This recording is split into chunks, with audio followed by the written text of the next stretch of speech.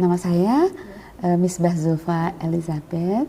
Saya dosen di FISIP UIN Wali Songo dan saya adalah guru besar dalam bidang antropologi.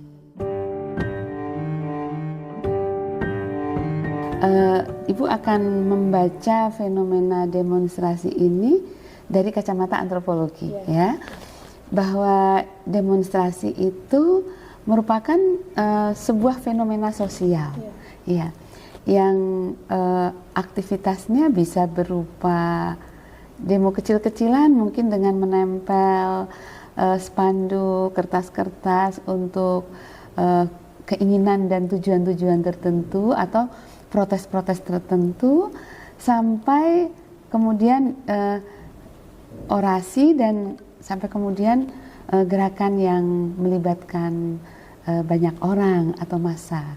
Jadi fenomena ini merupakan fenomena yang lazim aja, begitu ya, lazim aja, karena dalam sebuah struktur masyarakat yang di situ ada bangunan institusi negara misalnya, kemudian ada perangkat kenegaraan dan masyarakat, tentu ada proses dialektik, ada dialog baik berupa kebijakan yang strategis maupun hal-hal yang praktis.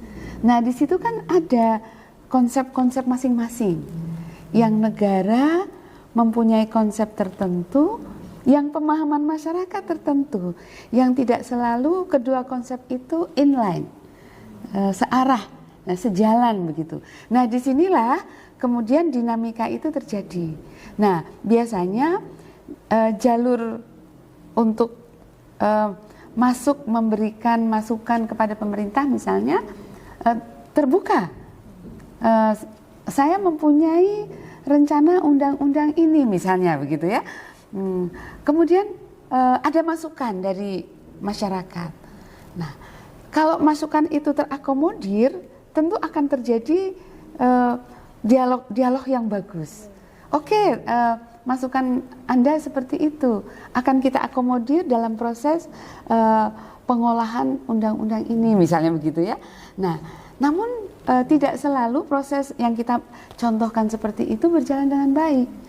Dipandang oleh pihak masyarakat dengan representasi macam-macam mahasiswa antara lain, wah ini kanalnya buntu. Kayaknya kalau kita mengajukan pendapat seperti ini nggak sampai deh. Harus ada pengajuan pendapat yang lebih masif supaya orang melihat dan bahkan dunia juga melihat. Akhirnya dilakukanlah demonstrasi yang melibatkan banyak orang mungkin. Jadi kalau bicara tentang demo, jadi demo itu kan protes ya. Nah, protes itu sih bisa kalau ibu menggunakan gagasan Jim Scott ya, resistensi itu perlawanan tapi macam-macam perlawanannya, dan demo itu juga sebuah perlawanan. Nah, tapi perlawanan itu rentangnya banyak, Mbak Nelly, dari diam-diam sampai ekspresif seperti perang begitu ya. Nah, disinilah terjadi perkembangan dulu mungkin demo itu dipandang negatif. Bahkan zaman sebelum kita reformasi, demo dipandang sebagai sebuah upaya subversi, sehingga pelaku demo itu masuk ke penjara maksudnya. Nah, itu bisa terjadi seperti itu, Mbak. Tapi dengan berkembangnya proses masyarakat kita yang orientasinya demokratisasi itu, ini ada salah satu cara yang dipandang demokratis juga. Scott memandang dulu hidden transcript itu sebagai yang wajar. Orang protes diam-diam ngerasani. Sekarang ngerasani itu enggak didengar orang. Akhirnya harus ekspresif. Sehingga dilakukanlah demo yang dipandang orang supaya mendengar. Ketika mereka ekspresif, media juga berbicara, begitu kan? Akhirnya orang mau tidak mau mendengar. Disitulah kemudian orang menggunakan demonstrasi. Karena secara fungsional surface resistance itu dipandang sebagai sebuah upaya yang efektif. Ini kalau nggak demo nggak didengar, nah gitu kan? Nah akhirnya seperti itu. Lagi di blow up oleh media tentang nilai yang diperjuangkan itu. Nah ini merupakan impact dari proses demokratisasi yang memungkinkan hidden resistance itu dipandang tidak efektif. Makanya harus ada ekspresif dan surface resistance, perlawanan yang terbuka. Begitu. Sekarang orang lebih bisa mengakomodir begitu. Subversif itu artinya merusak, Mbak. Padahal zaman sebelum reformasi kan orientasi negara kita keamanan.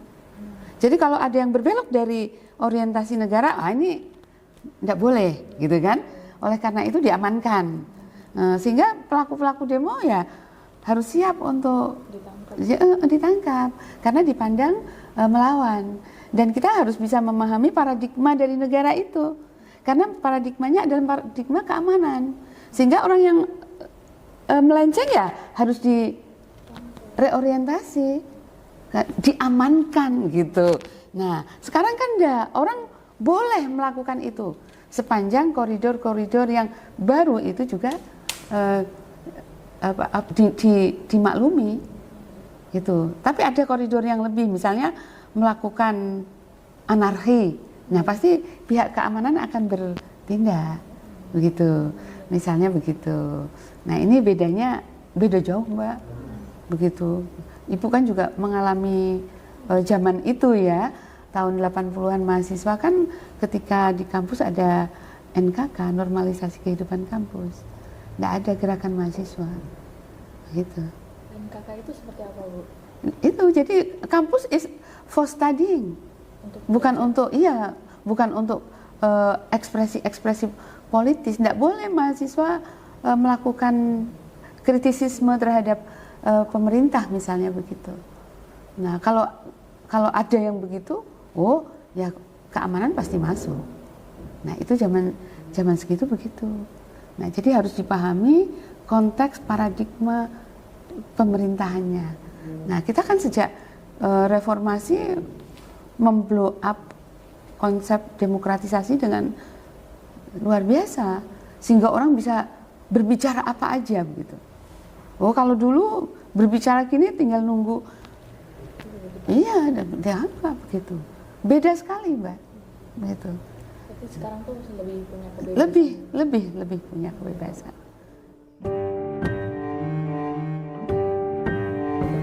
Ibu rasa klausulnya berbeda.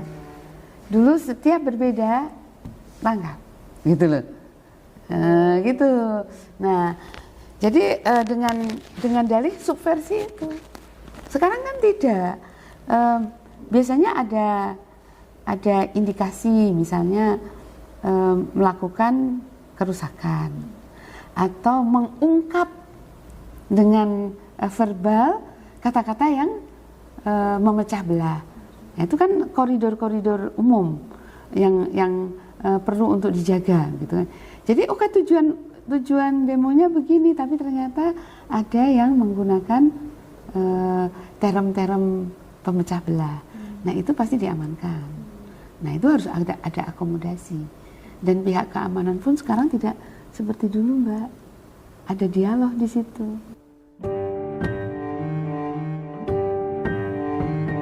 Orientasi demo kan sudah definitif ya. Katakanlah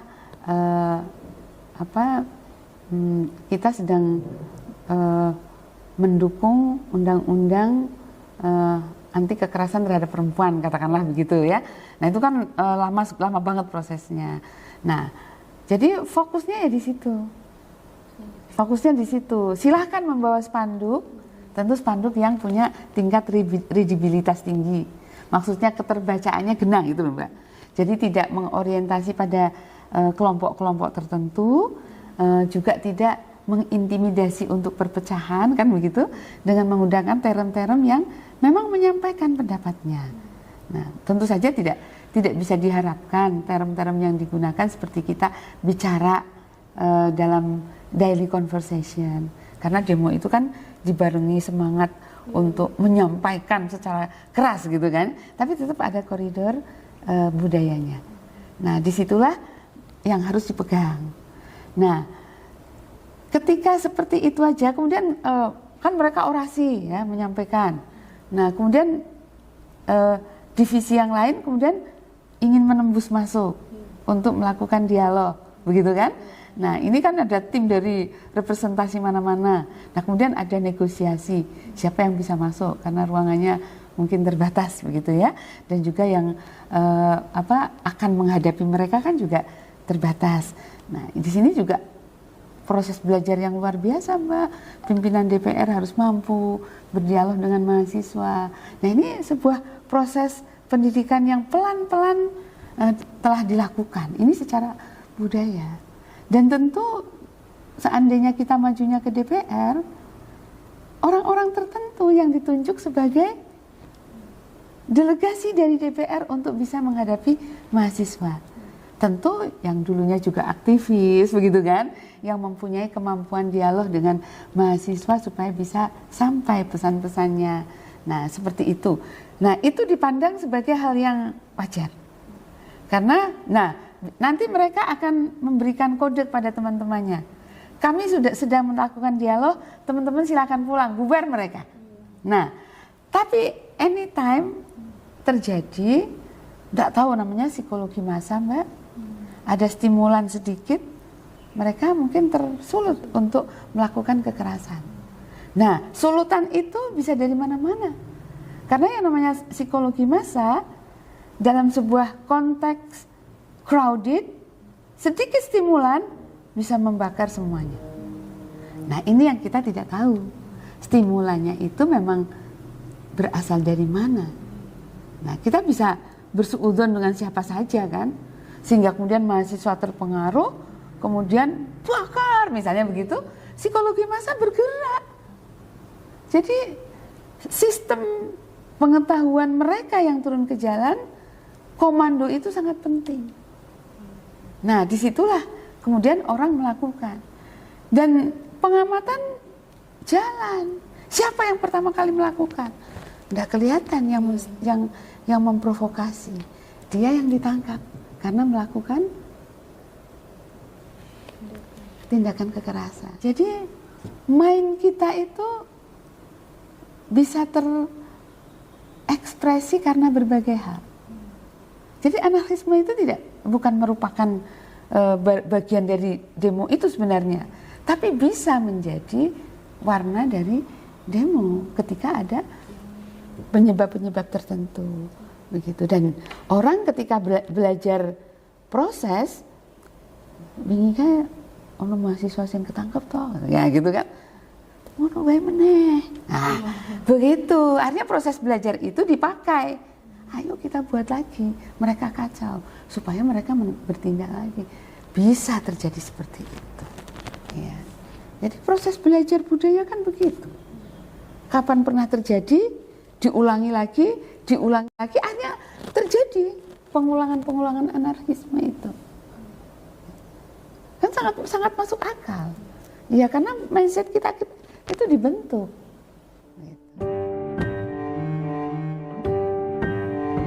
Nah, ini juga kembali ya.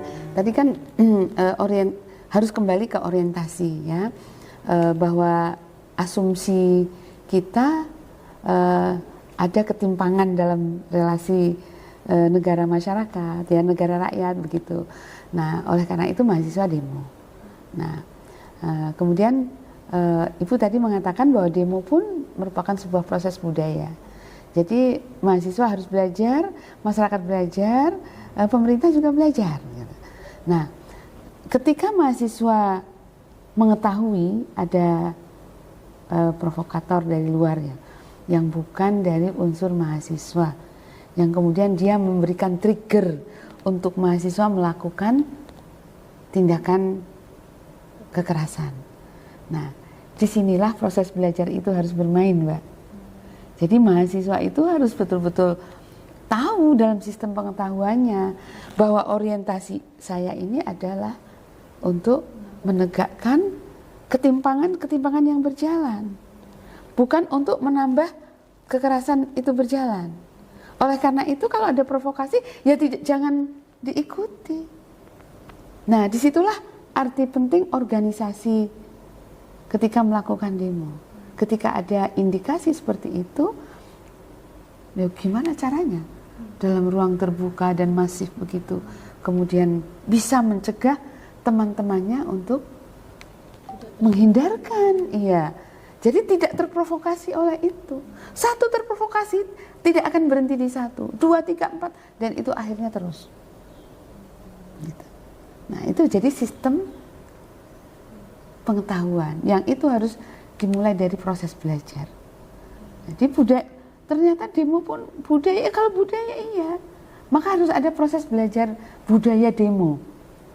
Demo yang efektif, yang itu betul-betul merupakan simbol bahwa saya itu udah kehilangan cara deh, kayaknya cara ini yang merupakan cara efektif. Ya udah dijejekkan caranya, bukan dengan cara menimpai dengan tindakan-tindakan yang akan kontraproduktif, tidak. Harus suportif terhadap upaya yang ingin dicapai itu.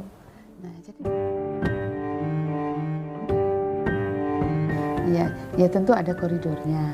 Kita yakin bahwa aparat keamanan itu punya perangkat pengamanan yang sudah terregulasikan, ya. Dan itu pun masyarakat juga banyak yang tidak tahu, gitu kan. Nah, oleh karena itu juga pihak keamanan itu perlu juga untuk mengekspos dirinya dalam proses-proses penanganan, sehingga ada edukasi kepada masyarakat, edukasi juga kepada mahasiswa. Semisal seperti tradisi kentongan tahu ya, misalnya tung gitu tanda apa, nah, itu tanda apa. Nah juga seperti itu. Nah itu butuh keterbukaan. Mungkin pihak keamanan butuh datang ke kampus untuk menginformasikan bagaimana proses penanganan dalam kondisi-kondisi khusus yang dialami oleh pihak keamanan, supaya mahasiswa tahu, juga masyarakat juga tahu, gitu. Sehingga semuanya saling tahu, Mbak.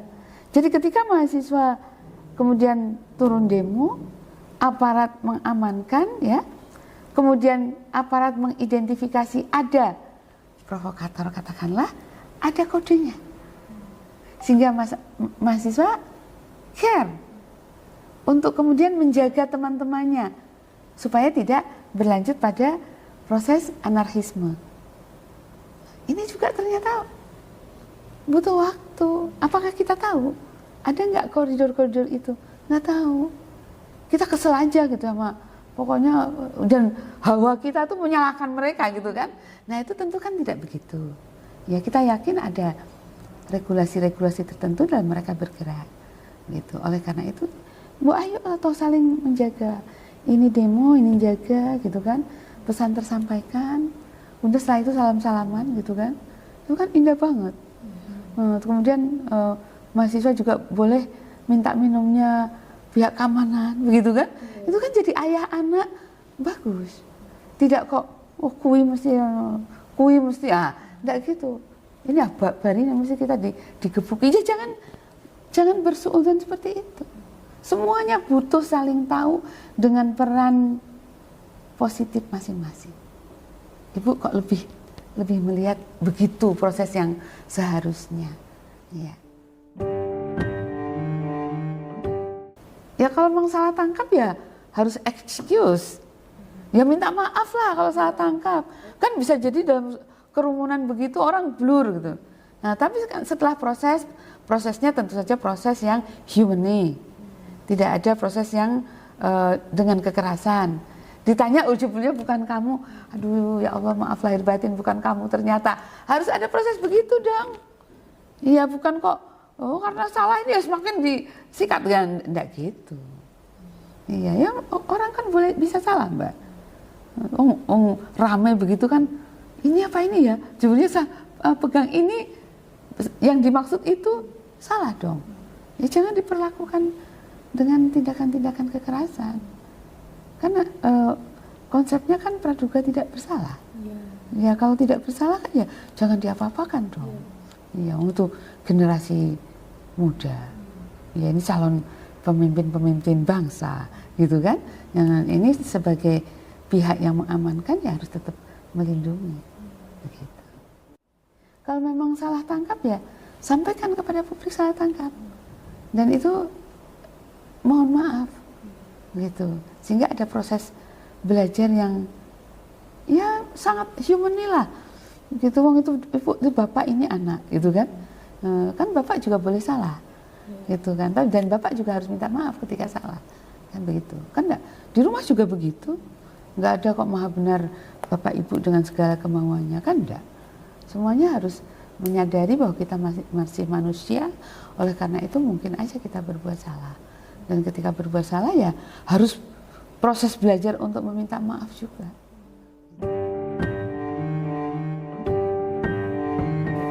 Iya, kalau tidak ada dialog, harusnya ya tidak ada opsi seperti itu. Harusnya kanal dialog itu terus tetap ada. Kalau tidak ada dialog berarti kan tidak tersampaikan. Gitu? Iya, tidak tersampaikan.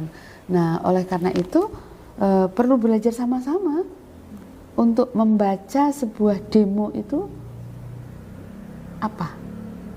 Itu tidak hanya mahasiswanya belajar demo, tapi juga pihak pemerintah, masyarakat juga belajar.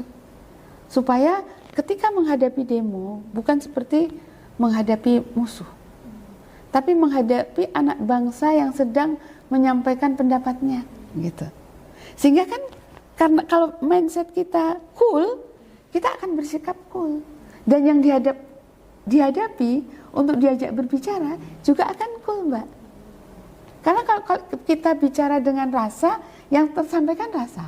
Tapi kalau kita bicara dengan emosi, yang tersampaikan adalah emosinya. Dan itu harus belajar bersama. Karena proses belajar, loh di negara-negara maju orang demo tuh jalan rapi-rapi gitu kan. Semuanya membawa pesan yang diinginkan. Tapi enggak kemudian tangannya begini, begitu, enggak. Terus menyampaikan dengan menyanyikan lagu-lagu perjuangan misalnya. Ternyata demo pun ada proses belajarnya, Mbak. Ini alat. Oleh karena itu, sebagai sebuah kanal harus dimanfaatkan dengan baik. Supaya pesannya tersampai dengan baik. Dan orang yang mengusung juga paham bahwa itu tidak sekedar adu kekuatan, tapi memang kanal untuk menyampaikan pendapat. Begitu. Ya tentu harus tidak boleh begitu. Mahasiswa ini kan pemuda sekarang yang diharapkan nanti akan jadi pimpinan. Jadi FOMO itu nggak usah lah dihidup-hidupkan. Ngapain dia FOMO dengan tidak demo, padahal dia sendiri tidak paham orientasi demo itu apa. Makanya ibu juga sering kali tanya, apa yang didemoin? Nggak bisa jawab. Mungkin itu kelompok yang itu, Mbak. Jadi kelompok yang gak enak sama teman-teman kalau dia gak ikut demo. Nah, sebagai mahasiswa yang mempunyai orientasi kritis, ya tidak begitu. Dia harus tahu apa yang dilakukan. Even demo, dia melakukan demo meninggalin kuliah loh, Mbak.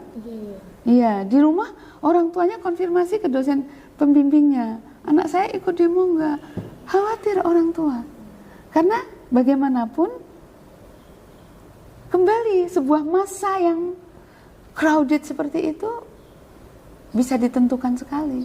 Dan orang tua wajib untuk khawatir. Jangan-jangan terjadi apa-apa pada anak saya. Gitu. Oleh karena itu, pada mahasiswa ya tidak boleh demo kok untuk FOMO. Ini kalau tujuan untuk orientasi tujuan strategis bagus gitu, ya jangan FOMO. Dia harus punya bekal. Gagasan apa sih yang diperjuangkan oh kayaknya itu saya nggak cocok, ya nggak usah ikut demo, begitu. Nah, semisal kita membayangkan demo tentang undang-undang anti kekerasan KDRT dulu, nah dia padahal sangat patriarki, ya mestinya dia tidak ikut demo. Nah gitu kan, harusnya seperti itu, ada screen yang membatasi dia untuk bergerak. Dan itu juga proses belajar, Mbak. Tidak bisa mahasiswa langsung mudeng gitu. Nah, anak-anak kalau baru keluar SMA kan belum punya sense kritis, masih harus diajari. Dek, kamu demo untuk apa gitu kan? Nah, emang pengetahuan kamu bagaimana? Nah, supaya mereka kritis bahwa yang mereka lakukan dengan upaya untuk protes itu, protes yang sesuatu yang dia tahu benar.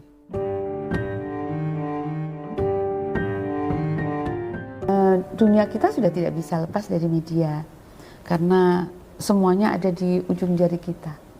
Rasanya sebelum tidur harus membuka kanal-kanal berita begitu ya. Kayaknya nggak enak kalau tidak seperti itu. Nah, itu positif, Mbak. Melihat berita, oke, saya lihat kanal berita dulu sebelum tidur supaya late of the day saya ngerti tentang apa yang terjadi. Nah, tapi kan tidak semua begitu.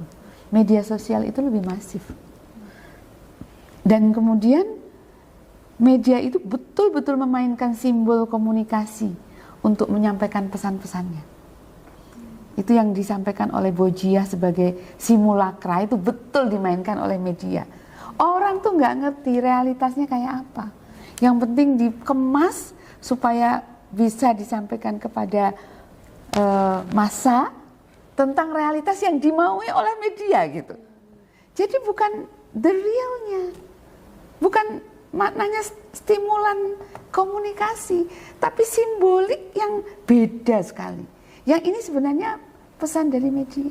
Ini yang disampaikan kepada halayak. Halayak nggak ngerti. Yang dinikmati oleh halayak adalah simulakranya Bojiah itu. Sehingga orang tidak tahu dasarnya. Padahal ini dengan ini berbeda. Realitasnya berbeda. Dia bermain simbolik untuk menyampaikan sesuatu yang sentuhannya dikit aja. Ini yang disebarkan, ini yang sampai, nggak ngerti aslinya. Dan semakin banyak diklik orang, semakin dia beruntung. Karena dunianya kan hitungannya begitu, Mbak. Wah, sudah disaksikan oleh sekian juta orang. Ini koridor yang berbeda. Betapa koridor digital bercampur dengan kapital, bercampur dengan ideologi-ideologi yang memainkan simbol-simbol itu untuk kepentingan dia. Jadi betapa dunia kita itu dicetak bukan oleh hal yang faktual, tapi oleh hal yang sangat unimaginable. Tergantung orangnya yang membuat berita itu maunya apa gitu.